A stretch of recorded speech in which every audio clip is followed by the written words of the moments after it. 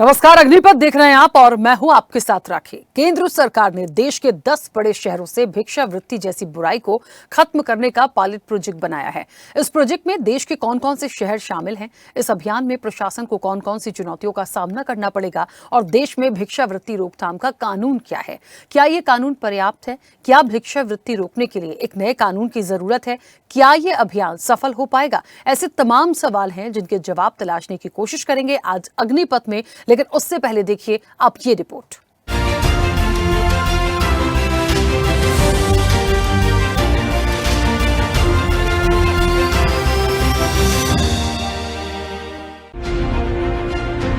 स्वच्छता में देश में नंबर 1 इंदौर अब भिक्षावृत्ति मुक्त शहर में भी नंबर 1 बनने जा रहा है। इंदौर प्रशासन ने पहले भीख मांगने पर प्रतिबंध लगाया, अब 1 जनवरी से भीख देने वालों पर भी एफआईआर दर्ज करने की तैयारी है। केंद्र सरकार के पायलट प्रोजेक्ट के तहत इंदौर को भिखारी मुक्त बनाने की कोशिश हो रही है। कलेक्टर आशीष सिंह ने बताया कि भिक्षावृत्ति के खिलाफ जागरूकता अभियान इस महीने के अंत तक चलेगा। 1 जनवरी से अगर कोई भी व्यक्ति भीख मांगते और भीख देते पाया गया तो उसके खिलाफ भी एफआईआर दर्ज की जाएगी। देखिए, हम लोग भिक्षा देने वालों को भी एक 144 का ऑर्डर जो बीएनएस की सुसंगत धाराएं हैं उनमें आदेश निकालकर हम लोगों ने इसको प्रतिबंधित किया था। हम लोग पुनः जैसे ही इस महीने के आखिरी तक हमारा सघन अभियान चलेगा वो आदेश पुनः निकाला जाएगा और उसके बाद भिक्षा देने वालों के ऊपर भी कार्रवाई करी जाएगी। लेकिन ये कार्रवाई से ज़्यादा जागरूकता से जुड़ा हुआ विषय है। मुझे लगता है इसमें मीडिया की भूमिका अधिक महत्वपूर्ण है। आपके माध्यम से मैं पुनः सभी से अपील करता हूं कि कृपया भिक्षावृत्ति को बढ़ावा न दें, किसी को भिक्षा न दें, जिससे कि हम लोग इंदौर को जनवरी में पूरी तरीके से भिक्षावृत्ति से केंद्र सरकार का ये पायलट प्रोजेक्ट देश के 10 बड़े शहरों में चलाया जा रहा है। इन शहरों में इंदौर, दिल्ली, बेंगलुरु, चेन्नई, हैदराबाद, लखनऊ, मुंबई, नागपुर, पटना और अहमदाबाद शामिल हैं। भारत में जनगणना 2011 के मुताबिक भिखारियों की संख्या 4 लाख से ज्यादा थी, जो बीते 13 सालों में कई गुना बढ़ चुकी है। दिलचस्प बात यह है कि भिक्षावृत्ति को पेशा बनाने वाले देश भर में 21% भिखारी 12वीं पास हैं। भारत में भिक्षावृत्ति पर नियंत्रण के लिए कोई संघीय कानून नहीं है। कई राज्यों और केंद्र शासित प्रदेशों ने अपने स्वयं के कानूनों के आधार के रूप में बॉम्बे अधिनियम का उपयोग किया है। इसके तहत मुख्य प्रावधान है। बॉम्बे भिक्षावृत्ति रोकथाम अधिनियम 1959 पर नजर डालें तो अधिनियम के अंतर्गत गाना गाकर, नृत्य करके भीख मांगना, भविष्य बताना, कोई सामान देना या कोई चोट दिखाना। अधिनियम में भिखारी को बिना वारंट गिरफ्तार करने का अधिकार, भीख मांगते पकड़े जाने पर पहली बार में 3 साल की सजा का प्रावधान, दूसरी बार में भिखारी को 10 साल तक सजा का प्रावधान। केंद्र सरकार के इस पायलट प्रोजेक्ट के क्रियान्वयन के बाद सामने आ रहा है कि भिक्षावृत्ति में लिप्त व्यक्ति पलायन कर दूसरे शहर में भीख मांगने का कार्य करने लगे हैं। जैसे इंदौर से भिखारी भोपाल आकर भीख मांग रहे हैं, लेकिन अब कार्रवाई भीख मांगने वाले पर नहीं बल्कि भीख देने वाले पर होगी। इसके लिए तैयारी पूरी है। जी, ये सही कदम है मेरे हिसाब से तो, क्योंकि कई बार इनके चक्कर में एक्सीडेंट वगैरह भी होते हैं और जो आप देखते हैं जो कैपेबल भी हैं वो भी भीख मांगते हैं आजकल। बिल्कुल बहुत अच्छा विचार है। भिखारी मुक्त बिल्कुल होना चाहिए, क्योंकि जो भीख मांग के पैसे कलेक्ट करते हैं इसका दुरुपयोग ही करते हैं बच्चे। मुझे नहीं लगता कि इसको किसी सदुपयोग में ले रहे होंगे। देखिए क्या है, सबसे बड़ी बात तो ये है कि वो कई तो ऐसे होते हैं जो अड़ जाते हैं कि मुझे देना ही है और वो नहीं दो तो फिर वो उनके मन में थोड़ा वो तो दिक्कत तो होती है। वो बोलते तो हैं, उठपटांग तो बोलते हैं। भाई साहब, इससे अच्छा कोई कदम हो ही नहीं सकता है, क्योंकि आप एक बार बताइए मुझे, यहाँ पे दिन भर में एक भिखारी कम से कम 1000 से 2000 रुपये लेके जाता है। ये मेरी अपनी आंखों देखी बात बता रहा हूँ मैं आपको। यदि इस पे रोक लग गई ना तो हो सकता है शायद ये भिखारी आगे जाके कुछ एजुकेशन में, या उनके छोटे छोटे बच्चे हैं जिनको वो किराए पे लेके आते। देश में भिक्षावृत्ति कई रूपों में विद्यमान है और इसके पीछे कई कारण हैं, जैसे गरीबी, भूखमरी, आय की असमानताओं के चलते देश में एक वर्ग ऐसा भी है जिसे भोजन, कपड़ा और आवास जैसी आधारभूत सुविधाएं भी प्राप्त नहीं हो पाती। ये वर्ग कई बार मजबूर होकर भीख मांगने का विकल्प अपना लेता है। मध्य प्रदेश सरकार भिक्षावृत्ति पर रोक लगाना चाहती है और भोपाल को भिखारियों से मुक्त किए जाने का एक योजना भी बनी है, प्रस्ताव भी बना है और हो सकता है आने वाले दिनों में भोपाल भिखारियों से मुक्त नजर आए। इस वक्त हम खड़े हैं भोपाल के सबसे व्यस्ततम एमपी नगर चौराहे पे और यहाँ पीछे शनि मंदिर और शनि मंदिर के सामने आप देख सकते हैं कि यहाँ बड़ी तादाद में भिक्षुक लोग जो इनका जीवन यापन ये लोगों से कुछ मांग कर ही करते हैं वे बैठे हैं और हम उन्हीं से पूछते हैं। ये बताइए कि सरकार भिक्षावृत्ति पे रोक लगा रही है, तो अब आप इसे कैसा कदम मानते हैं? हम ये चाहते हैं कि जो बच्चों पे भीख मंगवा रहे हैं, बच्चों पे बुढ़ियाँ ला के बच्चों पे भीख मंगवाती हैं और चौराहे पे भीख मांग रहे हैं, 2 अगरबत्ती ले लिया बेच रहे हैं और भीख मांग रहे हैं, तो ये बाबा लोग कहाँ जाएंगे? जो काम कर सकते हैं उनको भीख मांगनी चाहिए। जो वो काय के लिए मांगेंगे भीख? नहीं मांगना चाहिए उनको। हम तो बीमार हैं, असमर्थ हैं और हमारा परिवार में कोई नहीं है, अकेले हैं और उससे अपना सिर्फ अपना भोजन पानी और जो भी कपड़ा लत्ता मिलता है पहनते हैं और से अपना उस आगे का कोई उससे अब रोज आपको भीख में या मांग के कितना पैसा मिलता है? तो भीख नहीं मांगते, एक मंदिर पे बैठते हैं, जो देगा है तो ठीक है, नहीं देगा है तो कोई बात नहीं, भोजन पानी मिल जाता है। साहब हम मांगते नहीं है, किसी ने दिया तो ठीक है, वे चुपचाप शांत बैठे रहते, खाना पीना मिल जाता तो वो भी तो पैसों को आता है, वो भी पैसों को आता है खाना पीना। सरकार चाहती है कि भोपाल पूरा भिखारियों से मुक्त हो जाए, तो आपको लगता है ये होना चाहिए? ये मुफ्त नहीं हो पाएगा। क्यों? क्योंकि देखो भिखारी कहाँ जाएंगे, जैसे मैं कुछ करने लायक नहीं हूँ, बैठने ही लायक हूँ मैं तो मैं कहाँ जाऊँगा? लेकिन कुछ लोग जो कि जवान हैं, काम कर सकते हैं, वो भी भीख मांगते हैं। जो जवान है वो भी भीख मांगते हैं, लेकिन वो गलत है। वो शारीरिक रूप से असमर्थ हैं, वो भीख मांगे तो ठीक है, लेकिन जो जवान व्यक्ति और कुछ बच्चे भी भीख मांगते हैं वो गलत है। और ज़्यादातर जो इनका भी कहना है कि भीख मांग के नशा भी किया जाता है, जो कि पूरी तरह से गलत है। और सरकार अगर भीख मांगने पर रोक लगाती है तो इनकी कोई व्यवस्था सरकार को करनी चाहिए। वीडियो जर्नलिस्ट मनीष सेन के साथ अनिरुद्ध, स्वदेश न्यूज़, भोपाल। आपको सड़कों पर, चौक चौराहों पर, बाजार में, ट्रैफिक सिग्नल पर अक्सर ही भीख मांगने वाले मिल जाएंगे, जो भीख मांगने के लिए कई तरीके भी अपनाते हैं। भिक्षावृत्ति की आड़ में संगठित गिरोह बहुत पहले से इसे बड़ा व्यापार बनाए हुए हैं। इसकी वजह से देश में मानव तस्करी की घटनाएं भी सामने आती हैं। ऐसे में सवाल यही है कि इस पायलट प्रोजेक्ट के बाद क्या देश में भिक्षावृत्ति पर लगाम लग पाएगी? क्या देश प्रदेश को भिखारी मुक्त करने के अपने मकसद में सरकार कामयाब होगी? ब्यूरो रिपोर्ट, स्वदेश न्यूज। केंद्र सरकार देश के कई शहरों को भिखारियों से मुक्त करना चाहती है। भोपाल के नागरिकों का कहना है कि अगर भोपाल भिखारियों से मुक्त होता है तो उन्हें खुशी होगी, सबसे सुंदर राजधानी और खूबसूरत नजर आएगी। वीडियो जर्नलिस्ट मनीष सेन के साथ अनिरुद्ध, स्वदेश न्यूज, भोपाल।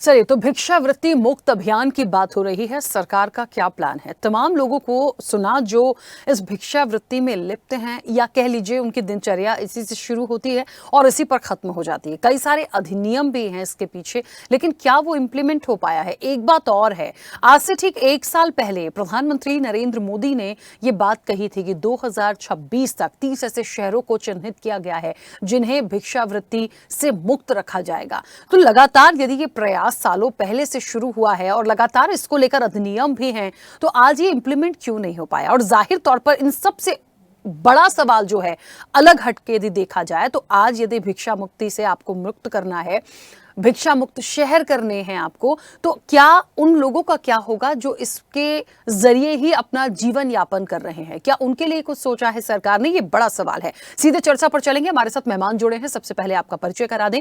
भारतीय जनता पार्टी का पक्ष रखने के लिए अजय धवले हमारे साथ जुड़े हैं। अजय जी, बहुत स्वागत चर्चा में जुड़ने के लिए। कांग्रेस का पक्ष रखेंगे डॉक्टर विक्रम चौधरी। विक्रम जी, आपका भी बहुत स्वागत है। और सुप्रीम कोर्ट के अधिवक्ता हैं तनुज दीक्षित। तनुज जी, आपका भी बहुत स्वागत है। चर्चा की शुरुआत सबसे पहले अजय जी आपसे करूंगी। मुझे सुन पा रहे हैं? अजय जी, मुझे सुन पा रहे हैं? जी जी, सुन पा रहा हूँ। हाँ अजय जी, मुझे लगता है भिक्षा मुक्त शहर करना और अच्छी बात है यदि इन सारी चीज़ों को ख़त्म किया जाता है, लेकिन इन सारी चीज़ों को ख़त्म करने के पीछे क्या कोई दूसरा रोड मैप तैयार है? क्योंकि जिन लोगों के पास कोई काम नहीं है, जिनके पास कोई दूसरा साधन नहीं है और जिनका काम इसी से शुरू होकर इसी पे ख़त्म हो जाता है, तो उन लोगों के लिए क्या? आज भिक्षा मुक्त शहर तो हम करने की पहल करते हैं, बहुत सारे लोग वेलकम भी कर रहे हैं, लेकिन जो इसमें लिप्त हैं या एक आसान भाषा में कहूँ कि जो भिखारी हैं, जिनको मांग कर ही खाना है, उनकी रोजी रोटी उसी से ही चल रही होगी, उन लोगों की क्या प्लान है? क्योंकि इंदौर से ये तमाम चीजों को शुरू करने की बात की गई, पलायन लगातार बढ़ता जा रहा है, वहां से लोग आएंगे, भोपाल तक चले आ रहे हैं, कहीं और आगे बढ़ेंगे, तो ये बड़ा सवाल है कि उन लोगों के लिए सरकार की तरफ से क्या प्लान है? जी अर्चिका जी, आप हम सब एक ऐसे सभ्य समाज में रहते हैं जिस सभ्य समाज में ही ये भिक्षावृत्ति करने वाले लोग, कहीं ना कहीं हम लोगों को भी इस प्रकार से तकलीफ होती है जब उनको देखकर, छोटे छोटे बच्चों को। तो इन्हीं सब विषयों को दृष्टिगत रखते हुए भारत सरकार के सामाजिक न्याय एवं अधिकारिता मंत्रालय ने 10 ऐसे शहरों में एक पायलट प्रोजेक्ट जो नवाचार के रूप में इसको शुरू करने का निर्णय लिया था। ये नीतिगत निर्णय था और उसके पश्चात जैसे इंदौर भी उसमें सम्मिलित है, तो इन लोगों को भिक्षावृत्ति से रोकने के लिए सरकार क्या कदम उठा सकती है और समाज में हम किस प्रकार से जागरण ला सकते हैं, समाज को किस प्रकार से हम लोग अवेयर कर सकते हैं कि इन लोगों की जो छोटे बच्चे हैं उनको शिक्षा की तरफ मोड़ना, जो वयस्क है उनको किस प्रकार से रोजगार के साथ में उनका स्किलिंग करके रोजगार की दिशा में जोड़ना, और एक जो मूलभूत समस्या आज पूरे देश में हम देख रहे हैं, उस मूलभूत समस्या से हम किस प्रकार से निजात पा सके, ये बहुत एक जिसको कहेंगे एक महत्वाकांक्षी उद्देश्य था। और इस उद्देश्य की पूर्ति के लिए इंदौर 1 जनवरी से इसको लागू करने जा रहा है। इंदौर का प्रशासन भी पूरी तरीका से जब इस विषय को लागू करने के लिए, एग्जीक्यूट करने के लिए तैयार है, तो उन्होंने ऐसे स्थान भी चिन्हित कर लिए कि कहाँ पे अधिकतर ये बेगर्स पाए जाते हैं, फिर उनके लिए अल्टरनेट हम लोग रोजगार को मूलक क्या विषय उनके लिए उपलब्ध करा सके। जो छोटे बच्चे हैं उनको किस प्रकार से क्रेच में, जो आंगनवाड़ी में उनको भेजना है, या उनकी शिक्षा के लिए क्या व्यवस्थाएं कर सकते हैं।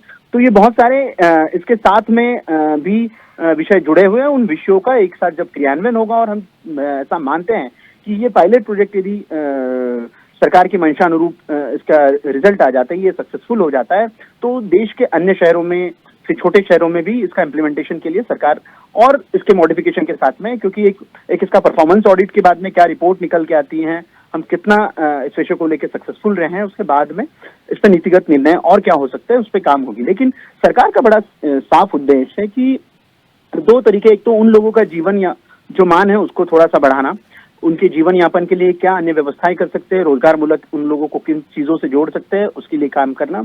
जो छोटे बच्चे हैं जिनका शिक्षण छूट जाता है, जिनको अन्य कपड़े और ये सब सारी जो प्राथमिक आवश्यकता है, मूलभूत आवश्यकता है, उन आवश्यकताओं को हम किस प्रकार से पूरा कर सकते हैं और उनको किस प्रकार से आत्मनिर्भर बना सकते हैं। तो इन सारे विषयों में उनके जीवन में सुधार लाने का एक महत्वाकांक्षी प्रकल्प है। निश्चित रूप से हम सभी इस बात के लिए आशान्वित है कि ये सफल होगा और उसके बाद में देश में भी इसको क्रियान्वयन कर सकेंगे। ठीक है, चलिए वापस आऊंगी। विक्रम जी, मुझे सुन पा रहे हैं?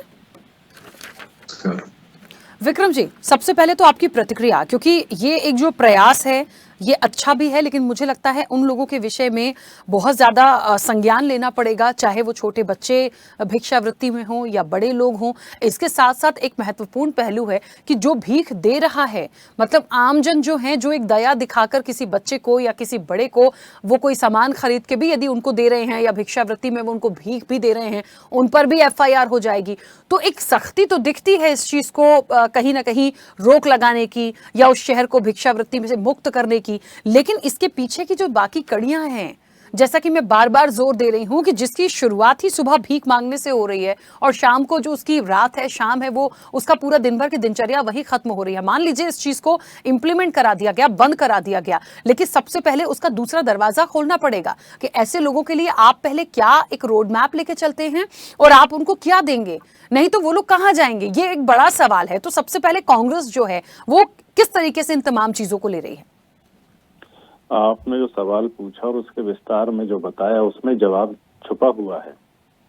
देखिए, ऐसा है कि ये सरकार जो है, इसकी मंशा कभी भी साफ सुथरी नहीं रही है, ये संदिग्ध सरकारें हैं। ये इन्होंने यदि इस मामले में गंभीरता से सोचा होता तो वकील साहब भी बता रहे थे, आपकी रिपोर्ट में भी बताई कि केंद्र सरकार के पास इसके मामले में कोई भी एक्ट नहीं, तो पहले तो एक्ट लाना चाहिए।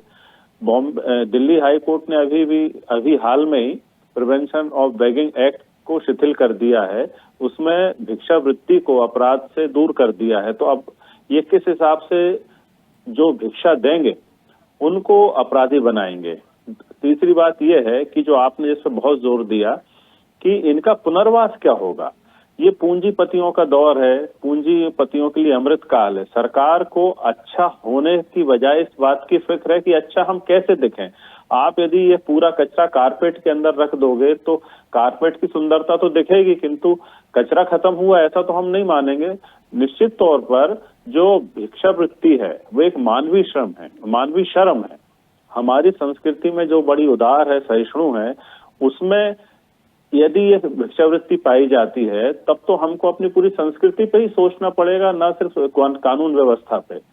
आप सरकार से ये पूछिए कि जहां बेरोजगारों को भीख मांगने की नौबत आ गई है तो जो बेचारे भीख मांग रहे हैं उनके लिए क्या आपने रैन बसेरा बनाए, क्या आश्रय स्थल बनाए, उनके लिए किसी तरह की पेंशन या अनुदान, ये कहाँ, ये जब तक आप इसका रोड मैप लेके नहीं आएंगे, आप झाड़ू की तरह भिखारियों को हटा देंगे तो ये तो मानवाधिकारों का और बड़ा उल्लंघन होगा। और कहीं ना कहीं हम जब देखते हैं कि प्रशासन जब सख्ती पे आता है तब वो मानवीयता को छोड़ देता है और वो बड़े दमन की नीति पे आ जाता है। इन भिखारियों को आप यदि वहां से हटाएंगे, आपने ही बताया कि पिछले 2000 जनगणना में 4 लाख से ज्यादा भिखारी थे। अब हम मानते हैं कि चलिए 4 लाख भिखारियों को आप हटा दीजिए, तो आप ये तो बताइए, सरकार से ये तो पूछिए कि भिखारियों को वो कहाँ लेके जाएगी, उनका पुनर्वास कैसे करेगी, उनको आश्रय, खाना और उनके स्वास्थ्य की समस्याओं को कैसे संबोधित करेगी। मैं पुनः कह रहा हूं कि जो सरकार है ये पूंजीपतियों की सरकार है, उनके दबाव में आकर ये सिर्फ जो है भारत को साफ सुथरा दिखाने भर का प्रयास है। आपने देखा होगा कि अहमदाबाद में डोनाल्ड ट्रंप आए थे, झुग्गियों के सामने इन्होंने दीवार खड़ी कर दी, झुग्गियां तो यथावत थी। तो ये वही प्रयास है फिर से कि आप जो भिखारियों को भगा दो, हटा दो, छुपा दो, लेकिन उन्मूलन कैसे करोगे आप समस्या का, इस बात के लिए यदि सरकार गंभीर नहीं है, कोई सोच भी नहीं है। और अब तो आप देखिए हमारी संस्कृति में परोपकार और दया का बड़ा महत्व है। कौन आदमी भीख दे रहा है और कौन आदमी अपने करुणा के भाव से आकर मानवता की मदद कर रहा है, इन चीजों को आप इनका स्पष्टीकरण कैसे करोगे। पहले सरकार को केंद्रीय तौर पर एक पूरा बिल, पूरा एक्ट लेके आना चाहिए जो बिल्कुल नदारद है। अब सरकारें अपनी मर्जी से कुछ भी कानून बना देती हैं, कुछ भी नीतियां बना देती हैं जिसमें बहुत गठबंध होती है और अंतोतगत्वा होता ही है, मानवता शर्मसार होती है। आपने देख लिया था कि यदि लोग दान पुण्य ना करते तो कोरोना में लोग भूख से मर जाते। ठीक है विक्रम जी, कुप्रबंधन की ये सरकार है और सिर्फ अपना से विज्ञापन वाली सरकार है ये। ठीक है, वापस आती हूँ। तनुज जी मुझे सुन पा रहे हैं? तनुज जी, मुझे लगता है कानूनी रूप से इसको समझा जाए। अभी जिस तरीके से विक्रम जी भी एक बात कह रहे थे कि कुछ चीजों को हटाया गया है, एक चीज मैंने भी आज पूरी रिपोर्ट में और तमाम चीजों को देखा, बॉम्बे भिक्षावृत्ति रोकथाम अधिनियम 1959, उसमें बहुत सारे पहलुओं को रखा गया है। देखिए कोई चोट दिखाकर भिक्षावृत्ति में आ रहा है, कोई गाना गाकर, मतलब ये मैं उस समय की बात कर रही हूँ जो इस अधिनियम में तमाम चीजें थी। इसमें एक फैक्ट ये भी था कि पहली बार में यदि आप भिक्षा मांगते पकड़े गए तो 3 साल की आपको सजा की बात होती है, दूसरी बार में आते हैं तो 10 साल की होती है। मतलब ये आज एक नया विषय नहीं है तो विषय बहुत पुराना, तभी इन तमाम चीजों के लिए बात आई, अधिनियम हुए, कानूनी रूप से चीजों में बदलाव हुआ, लेकिन मुझे ऐसा लगता है ये इम्प्लीमेंट नहीं हो पाया। तो उसकी एक क्या वजह मानते हैं? और ये जो फैसला है, जिस तरीके से पूरी कोशिश की जा रही है, 10 शहरों को ऐसा चुना गया है जो एक पायलट प्रोजेक्ट है सरकार का, उसको किस तरह से देखते हैं? क्या ये सफल हो पाएगा? देखिए, जो बॉम्बे प्रिवेंशन बेगिंग एक्ट 1959 है वो उस समय लागू हुआ था जब बॉम्बे एक गुजरात से लगा करके विदर्भ तक एक ही था, मतलब उसको बॉम्बे स्टेट कहा जाता था। लेकिन अगर हम समझे तो इसी कानून को पूरे UT plus 4 states, union territories सहित 4 स्टेट्स में जो है अलग अलग समय पर लागू किया गया। और अब बात यह है कि वाकई में केंद्र सरकार के पास में कोई स्पेसिफिक खुद का कानून बनाया हुआ नहीं है, ना ही इस कानून को पूरे देश में लागू किया गया है। और जैसे कि अगर बात की जाए तो इसमें एक कानून की दलील में सर्वोच्च न्यायालय में भी एक पिटीशन इसमें दायर की गई थी, जिसमें बताया था कि आर्टिकल 21 जो है उसका ये कहीं ना कहीं उल्लंघन करता है, क्योंकि वो उसमें स्वतंत्रता देता है आपके व्यवसाय करने के लिए, और उस व्यवसाय में भिक्षावृत्ति भी एक आपका वो जीवन यापन के लिए व्यवसाय हो सकता है। ऐसे में आर्टिकल 21 का भी इसमें उल्लंघन देखा जा रहा है। निश्चित रूप से इसमें कोई ठोस कानून ना होने की वजह से अलग अलग राज्यों में इसके लिए अलग अलग सोच और मान्यताएं हैं, लेकिन अभी तक भी मध्य प्रदेश में कोई स्पेसिफिक कानून हमने इसके लिए अलग से नहीं देखा है, ना ही the Bombay begging prevention act जो है यहाँ मध्य प्रदेश में अभी तक लागू किया गया है। निश्चित रूप से उस एक्ट के अकॉर्डिंग 3 साल की पहली बार भिक्षावृत्ति पर और 10 साल तक की सजा जरूर है, लेकिन उसको किस हद तक लागू करेंगे, और अब ये भिक्षा देने वालों पर जिस तरीके से सरकार एक कड़ी पहल 1 जनवरी से करने जा रही है, उसके क्या जुर्माने होंगे, क्या उसके नियम कायदे होंगे, लोगों तक अभी इस बात की कोई पूर्ण जानकारियां नहीं पहुंची है। राखी जी, एक बहुत बड़ी चीज है, आप लोगों के ऊपर एक नया कानून अगर बात करते हैं जो बना नहीं है, लेकिन अगर कोई रूल भी अगर आप लेकर के आ रहे हैं तो किस एस्पेक्ट में सरकार उन नियम अधिनियमों को फॉलो कराने वाली है, ये विस्तृत जानकारी हो, उसके अंदर क्या उसके मापदंड होंगे और उसमें बचाव के लिए, क्योंकि देखिए कानून एक पक्षी नहीं होता, द्विपक्षीय होता है। अगर कानून में सजा के प्रावधान है तो उसमें बचाव की भी जो रेमेडीज, जिसे हम लीगल रेमेडीज बोलते हैं, वो क्या होंगी, ये भी विस्तृत रूप से सरकार की जवाबदारी है, वो जनता तक पहुंचनी चाहिए और बताना भी पड़ेगा। जी, तो आपको ऐसा लगता है फिलहाल जो ये बात आई है या ये जो एक पायलट प्रोजेक्ट है, ये इसके लिए बहुत सारी चीजें हैं जो सरकार को अपनी तरफ से क्लियर करने की जरूरत है, क्योंकि ऐसे कैसे चलेगा? आपने कह दिया कि कोई यदि भिक्षा मांग रहा है वहां तक तो ठीक है, आपने पहले ही कहा था जो भिक्षा मांगेगा उसको भी कहीं ना कहीं दिक्कत होनी है, और सबसे बड़ी बात उन लोगों के लिए कर दी जो भिक्षा दे रहा है, वो किस रूप में दे रहा है, वो किस भाव से दे रहा है, वो उस पर भी FIR होगी। तो पहला तो चिन्ह ये लग गया कि वो भिक्षा जाएगी भी नहीं और ली भी नहीं जाएगी। तो अब इसको इंप्लीमेंट आप कैसे कराएंगे भाई? आप FIR कर रहे हैं तो उसके पीछे क्या क्या चीजें होंगी, किन किन पॉइंट्स को आप देखेंगे? तो ये तो बहुत मुझे लगता है पॉइंट टू पॉइंट क्या सरकार को क्लियर करने की जरूरत है। जैसे भंडारा क्या कहोगे? जी, ये बहुत आवश्यक कदम है, क्योंकि कोई भी लॉ इम्प्लीमेंट इनैक्ट करते हैं या कोई भी रूल्स स्टेट गवर्नमेंट भी फॉर्म करती है, कोई विधेयक बनाती है या राज्य का कोई कानून बनता है, तो निश्चित रूप से जनता तक उसकी जानकारी होना चाहिए, दलीलों के लिए करने के लिए प्रावधान होने चाहिए। खास तौर पे 2018 की अगर हम बात करें, 2018 में लोकसभा में एक बिल रखा गया था राखी जी, अगर उसकी बात करें, abolition of begging and rehabilitation of beggars bill 2018, लेकिन उस बिल को आज 6 साल में भी पारित नहीं किया गया है। ये ले देकर के भिक्षावृत्ति करने वालों के लिए पुनर्वास से संबंधित कानून है, एक एक्ट बनना था जो पूरे देश भर में लागू होना था। इसमें काफी सारे महत्वपूर्ण बिंदु थे जिससे कि जो भिक्षावृत्ति के व्यवसाय में है ऐसे लोगों को निश्चित रूप से कहीं ना कहीं लाभ पहुंचता, लेकिन सरकार ने अभी तक जिस तरीके से कानून लागू किए जा रहे हैं, नियम लागू किए जा रहे हैं, लेकिन ये जो महत्वपूर्ण बिल है इस पे अभी तक कोई चर्चा लोकसभा में विगत 6 वर्षों में देखने को नहीं मिली है। जी ठीक है अजय जी, मुझे लगता है बहुत महत्वपूर्ण एक बात तनुज जी ने कहा है, उसी को थोड़ा सा आगे बढ़ाती हूँ। जिम्मेदारी किसकी है? देखिए, केंद्र सरकार आपकी है, इंदौर में जो तमाम बातें रखी गई हैं, सरकार मध्य प्रदेश में भी आपकी है, तो मुझे लगता है ये महत्वपूर्ण बड़ी चुनौती और टास्क भारतीय जनता पार्टी और सरकार के लिए है कि आप जिन चीजों को ला रहे हैं उसके लिए आप यदि अधिनियम है या नियम कानून आए हैं तो वो एक एक जन जन तक क्लियरिटी के साथ पहुंचे। आप उसको कैसे करेंगे? यदि पुनर्वास की बात है तो आपको उसको पूरी क्लियरिटी के साथ धरातल पर उतार कर दिखाना होगा, नहीं तो ऐसे कैसे चलेगा? बताइए, इसको कैसे आप पूरा इंप्लीमेंट करा पाएंगे? और निश्चित रूप से जब एक ऐसे महत्वाकांक्षी प्रकल्प का, महत्वाकांक्षी कानून का आपको इम्प्लीमेंटेशन करना है, उसको उसके प्रावधानों को लागू करना, तो निश्चित रूप से समाज की भी सक्रिय सहभागिता आवश्यक होती है। और जिस प्रकार से आज हमारी भारतीय जनता पार्टी की सरकार है, क्योंकि देखिए कांग्रेस के प्रवक्ता साथी हमारे, उन्होंने, विक्रम जी ने कहा कि इन भिखारियों का क्या करेंगे, इनके साथ में क्या करेंगे, सरकार की क्या योजना है। तो 1970 के दशक से इस देश में गरीबी हटाओ का नारा दिया जा रहा है, लेकिन गरीबों को हटाने के लिए उनके जीवन मान को, उसमें जीवन में सुधार करने के लिए सरकारों ने सार्थक प्रयास नहीं किए। ये 2014 में आदरणीय प्रधानमंत्री श्री नरेंद्र मोदी की सरकार केंद्र में जब आती है, तब उसने इस विषय को उस सार्थकता के साथ में डील किया। और आज हम देख रहे हैं कि multi dimensional ESC to PM की रिपोर्ट है कि मल्टी डायमेंशनल पॉवर्टी से 25 करोड़ से अधिक लोग देश के बाहर आ चुके हैं। लेकिन अजय जी, 2018 का जो डिस्क्रिप्शन अभी तनुज जी दे रहे थे, उसको भी समझना पड़ेगा। यदि एक लंबा वक्त हो चुका है उस पर, उनके पुनर्वास पर उस बिल पर पारित ही नहीं हुआ। पुनर्वास का जो एक महत्वपूर्ण विषय है, इसमें सरकार का जो दायित्व है, सरकार का एक प्राथमिक दायित्व है कि इन व्यक्तियों का, इनके रोजगार मूलक उनके लिए व्यवस्थाएं उपलब्ध करा देना, उन जो बच्चे छोटे हैं उनके लिए शिक्षा की व्यवस्थाएं उपलब्ध करा देना।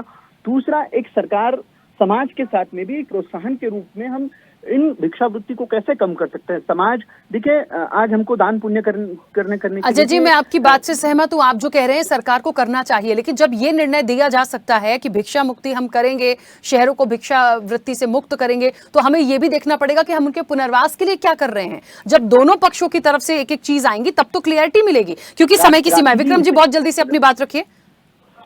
राखी जी, अपनी बात दोहरा रहा हूँ कि ये जो सरकार है एक वेलफेयर, एक कल्याणकारी राज्य के तौर पर अपने आप को स्थापित नहीं कर पाई है। भिक्षावृत्ति और भिक्षा देने और लेने को पूरी तरह परिभाषित करे और ये भी बताए कि पुनर्वास कैसे किया जाएगा। यदि पुनर्वास नहीं है तो ये मान के चलिए मानवाधिकारों का उल्लंघन होगा और भिखारियों पर दमन चक्र चलेगा, जो कि हम बिल्कुल नहीं चाहते हैं। चलिए, क्योंकि समय हो गया, तनुज जी कुछ कह रहे हैं। हाँ राखी जी, पता है एक छोटी सी बहुत महत्वपूर्ण जानकारी, 2021 में माननीय सर्वोच्च न्यायालय में एक पिटीशन दायर हुई थी जिसके अंदर भिखारियों पर प्रतिबंध लगाने की मांग की गई थी। लेकिन आपको जानकारी हो कि माननीय सुप्रीम कोर्ट ने उस याचिका की सुनवाई नहीं करी। मतलब सुप्रीम कोर्ट भी इस तरह की याचिकाओं की सुनवाई नहीं करना चाहता है। 2011 के हिसाब से 4.25 लाख भिक्षावृत्ति के क्षेत्र में कार्य करने वाले हमारे देश में है, और ये आंकड़ा निश्चित रूप से बहुत बड़ा होगा 2024 में। कहीं ना कहीं सरकार को एक अहम रूप से इस पर सोचने की और बड़े कदम उठाने की आवश्यकता है। ठीक है, चलिए, समय की सीमा है। आप सभी मेहमानों का बहुत शुक्रिया इस चर्चा में जुड़ने के लिए। तो जाहिर तौर पर सवाल तो देखिए बड़ा है। भिक्षावृत्ति मुक्त अभियान की बात करते हैं, सरकार का प्लान क्या है। एक बात बहुत क्लियर हो गई है, आप जिस चीज को लेकर चल रहे हैं वो स्वागत योग्य है, लेकिन आपको उनके पुनर्वास के लिए सोचना होगा। आप यदि कहते हैं कि भीख नहीं मांगी जाएगी और भीख देने वाले पर भी FIR होगी, तो आपको बताना पड़ेगा कि जो भीख मांग रहा है उसका पुनर्वास के लिए आप क्या कर रहे हैं। वो उठने के बाद सुबह कहां जाएगा, क्या खाएगा, कैसे उसका जीवन चलेगा, ये जिम्मेदारी भी सरकार की है। तो मुझे लगता है गंभीर विषय है। देखिए इस पे आगे क्या कुछ निकल कर आता है। फिलहाल चर्चा में इतना ही। बने रहिए स्वदेश न्यूज के साथ। सबसे पहले देश। ऐसे ही वीडियोस के लिए लाइक करें, शेयर करें, फॉलो करें। YouTube पर जाकर सब्सक्राइब कर बेल आइकन दबाना ना भूलें और ताजा अपडेट्स के लिए swedeshlive.com पर जरूर जाएं।